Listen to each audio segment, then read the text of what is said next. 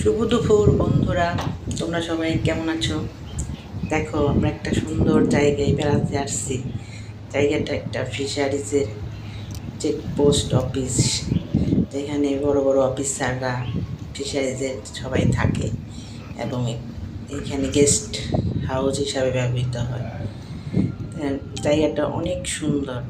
আমাদের আরও একটা ভালো জিনিস দেখায়, দেখো যেখানে শুধু সামনে কর্ণফুলী নদী এবং নদীর যে জাহাজগুলা মাঝে সাঝে এখানে ফিশারিজের জাহাজগুলো মাঝে সাঝে এখানে নোঙর করা হয় এবং এই জায়গাটা খুবই সুন্দর।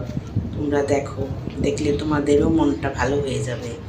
জায়গাটা দেখে তো আমার মন একদম পড়ে গেছে, মানে এখানে এসে চিটাগাংয়ের এই জায়গায় এসে আমার খুবই ভালো লাগছে।